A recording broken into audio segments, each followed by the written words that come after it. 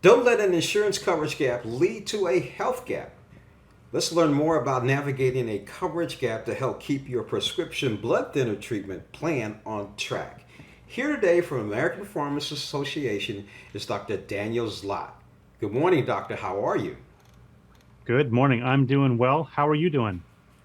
I'm doing pretty good. What role do you play in educating patients and caregivers about the complexities of prescription drug coverage plans?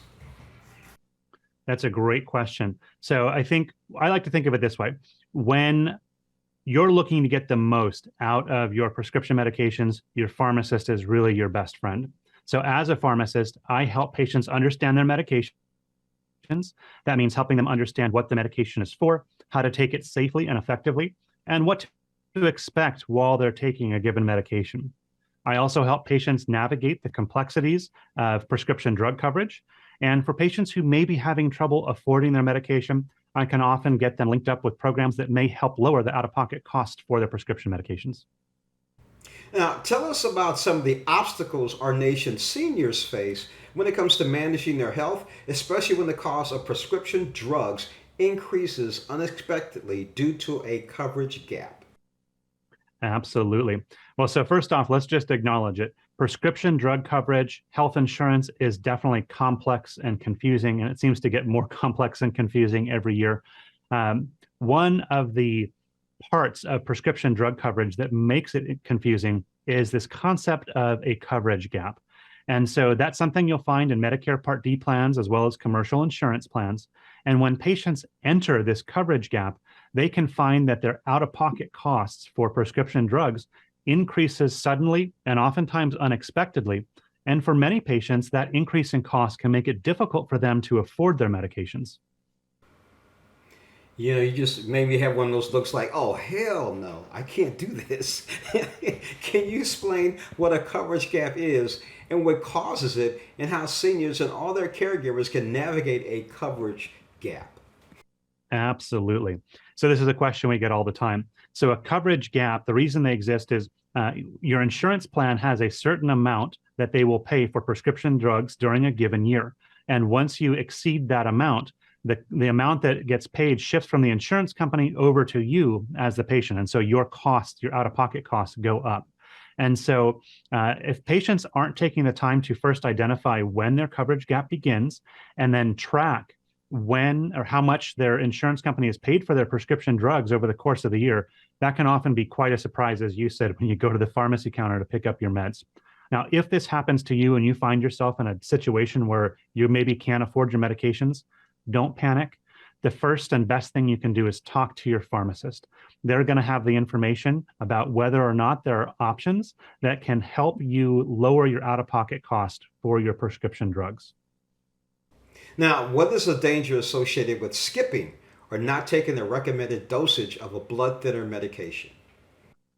Thank you so much for bringing this up. This is always one of my biggest fears as a pharmacist, especially when I learn that people are having a hard time affording their medications.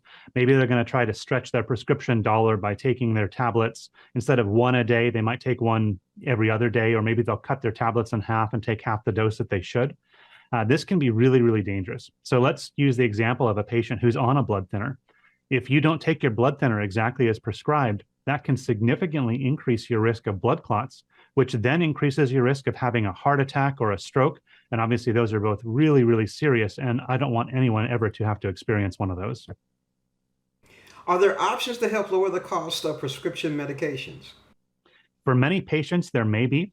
And just like medication therapy needs to be tailored for each individual patient, the approach to lowering out of pocket costs is different for each individual patient. It depends on which medication or medications you're taking. It depends on your financial situation, and it depends on your insurance coverage. So as a pharmacist, I need to know about all three of those things to get you linked up with the best options to lower your out-of-pocket costs. Now, let's go back to that example of a patient who's taking a blood thinner. So let me give you a specific example of a type of a program I might refer a patient to. So there's a great new website called feelingwhen.com. And that's for patients who are on blood thinners or for caregivers of patients who are on blood thinners and who are having trouble affording their medication. You know, maybe they just hit one of those coverage gaps that we were talking about earlier. So feelingwhen.com is a great resource that can get patients linked up with a program that may help to lower the out-of-pocket costs for their blood thinners. Any suggestions on a person who is actually saying, I can't afford this? Is there a generic product for me, or what else can I do? Yeah, absolutely. That's one of the first things that pharmacists look at when we're looking to save patients some money on their prescriptions.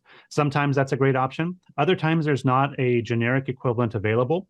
And so in these situations, that's where we might refer someone to one of these websites like feelingwhen.com, which has options to help lower the cost on non-generic medications in some instances for some patients.